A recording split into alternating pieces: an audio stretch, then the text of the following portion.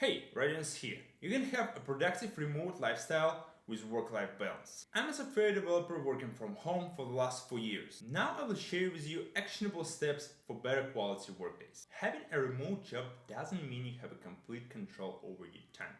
You still have to put into hours to get work done. The question is, how much freedom do you have over your schedule? On one hand, you can have a job that requires you to be available on Slack all day long and sit through meetings at an uncomfortable time all throughout the day. It could be worse than a regular 9 to 5 job at the office. On another hand, you can work at a fully asynchronous organization that almost doesn't have any meetings. The more asynchronous your job, the more freedom you have over your schedule.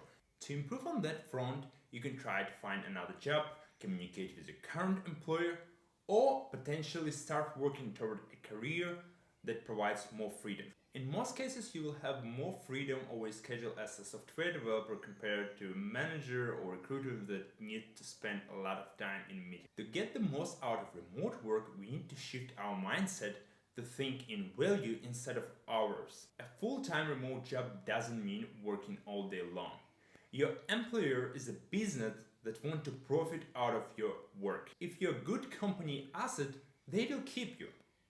Otherwise, they better invest your paycheck somewhere else. Different companies have different expectations.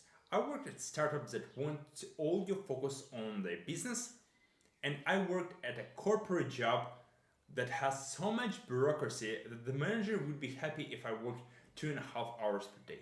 Your employer doesn't care how much you work as long as you yield sufficient results for the business. Therefore, we need to find a way to produce enough value in shortest amount of time to have more freedom during your workday. To improve on that front, I always work with a focus timer. It makes me more aware of time and keep me centered on the task. Also, it tracks time spent on project. In the evening, I would review my performance, how much time I spent working, and take lessons for the following day.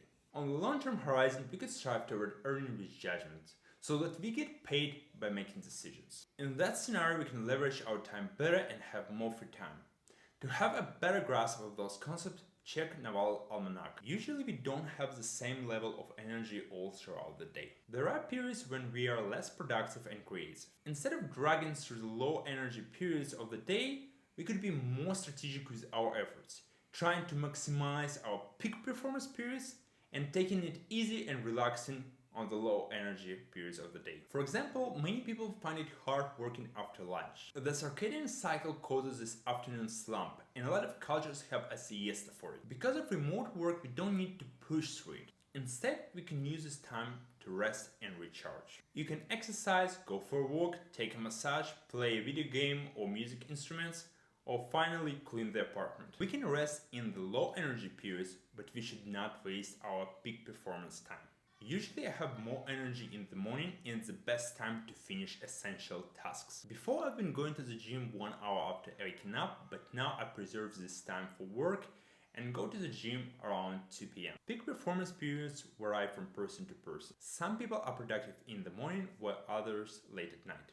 To get the most out of your day, be aware of your energy levels and experiment with different schedules until you find what works best for you. Since remote work gives us a whole day to finish the tasks, we can succumb to procrastination and drag the work till night. That could make it hard for some people to fall asleep, and it's not good if you want to preserve evening for quality rest or time with loved ones. Adding some urgency will make you more focused. At the same time, you can finish work faster with less procrastination-induced suffering. So if you're not obliged with synchronous work, you can set a specific time when the work ends. At this time, you will leave Slack and enjoy the evening. We all go through different seasons in life. We could spend 1 year working hard and neglecting other areas of life. Or we can take 1 year for a sabbatical, reflect, and enjoy yourself. If you're happy with your lifestyle and it aligns with your goals and values, don't look at others and walk your way. Some people enjoy working, especially when they own stake of a business. On a deathbed, they may not regret working that hard. It could have been a play all along the way. Let's say you figure out how to be efficient and now you have a 3-hour workday. What will you do with all this free time? Without an answer to this question, there's very little motivation to get more productive by leveraging remote work. If you have things you want to do but don't have time for, that's great. get more productive and go after it. But if you don't have anything you're excited about, start exploring. You could get into a romantic relationship, find new friends, explore new hobby, or get into sports. There are a lot of opportunities out. We have a lot of time during the day, enough to finish essential work. We don't need any hacks to improve on energy level. We better double down on diet, exercise, and sleep. On the diet side, we should try to remove processed foods and reduce sugars. Then make sure your day-to-day food is full of nutrients and proteins. Once you have this sorted out, experiment. People have different genetics.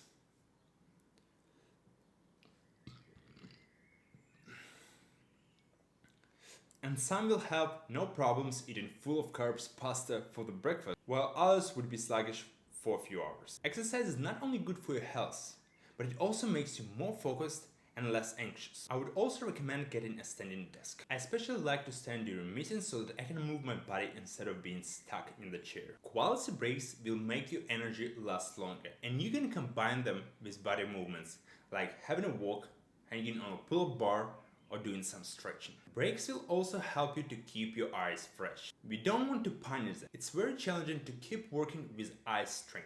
There are 3 extra tips for your eyes. Use a focus timer to not forget about breaks. Do not run for your phone after the work session ends. And work in front of a window to allow eyes wander over faraway objects. The most energy comes from a good night's sleep. If you think there is a room for improvement on the sleep front, please check out my video where I lay down 28 habits for better sleep. That's all. Stay productive.